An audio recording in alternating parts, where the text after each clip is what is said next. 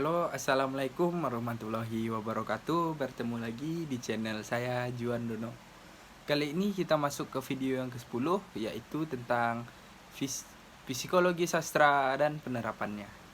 Sebelum kita mengenal lebih jauh, kita harus mengerti apa itu psikologi sastra.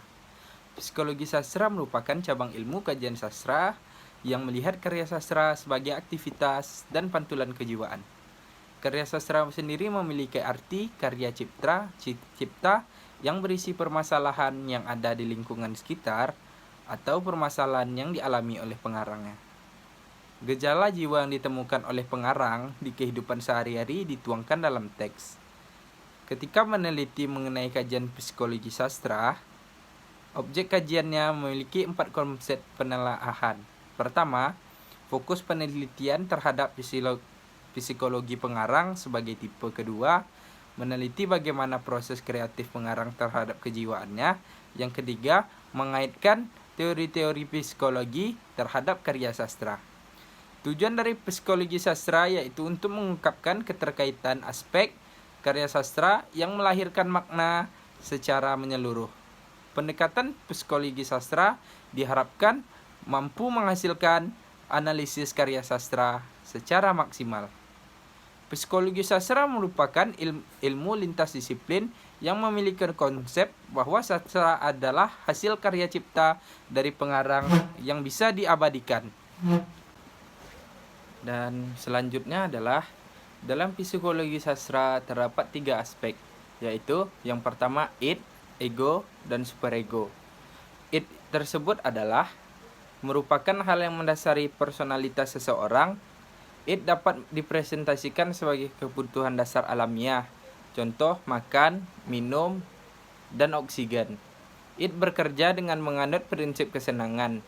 Id mencari kepuasan secara instan terhadap keinginan dan kebutuhan manusia.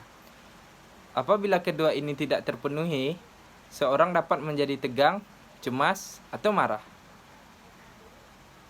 Selanjutnya ialah ego. Ego adalah cara menghadapi realita.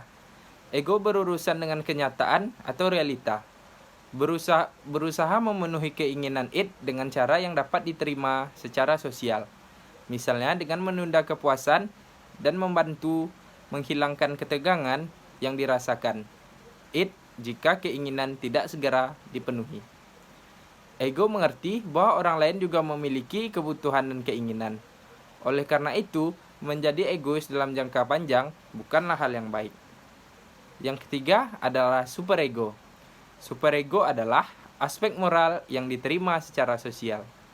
Superego merupakan aspek moral dari suatu kepribadian yang didapat dari pengasuhan orang tua atau norma-norma dan nilai-nilai di dalam masyarakat dan didasarkan pada moral dan penilaian tentang benar dan salah.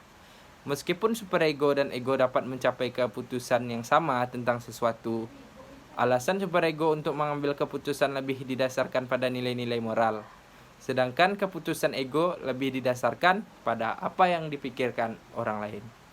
Baiklah, kita akan menerapkan prinsip psikologi sastra pada film Keluarga Cemara. Berikut cuplikannya. Menjadi orang tua itu adalah pembelajaran setiap harinya. Tidak ada orang tua yang benar-benar tahu tugasnya apa dan harus apa. Kadang-kadang output dari banyak orang tua ketika menghadapi sesuatu yang nggak dimengerti, kadang keluarnya jadinya marah-marah yang ditanggepin sama anak ini. Padahal maksudnya baik, ingin memberitahukan sesuatu supaya tidak keluar jalur. Jadi orang tua itu nggak ada bukunya yang pasti bagaimana, nggak ada contoh yang saklek benernya seperti apa, hanya bisa dialami sendiri.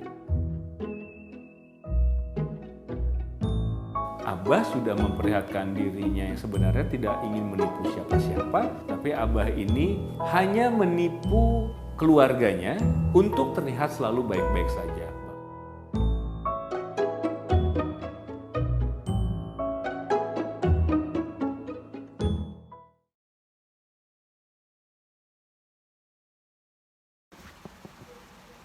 Ya, hasil penerapan psikologi sastra pada film keluarga cemara, yaitu kita analisis pada tokoh Abah.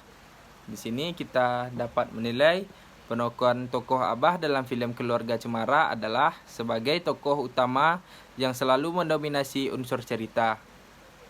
Tokoh Abah terus-menerus ada di setiap adegan dan memiliki penokohan yang tergambar lebih banyak dalam cerita. Tokoh Abah merupakan seorang kepala keluarga yang bertanggung jawab, tidak mudah putus asa, pekerja keras, dan penyayang. Pemaaf, lembut, sabar, tegas, dan ramah, serta tidak mudah putus asa. Penokohan yang paling dominan di dalam film ini adalah pekerja keras.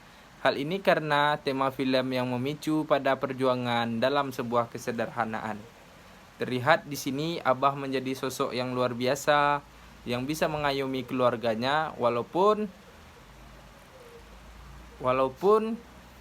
keadaan ekonomi keluarga mereka sedang naik turun.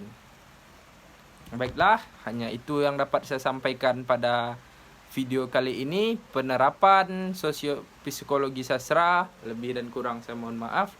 Wabillahi taufiq wal hidayah. Wassalamualaikum warahmatullahi wabarakatuh.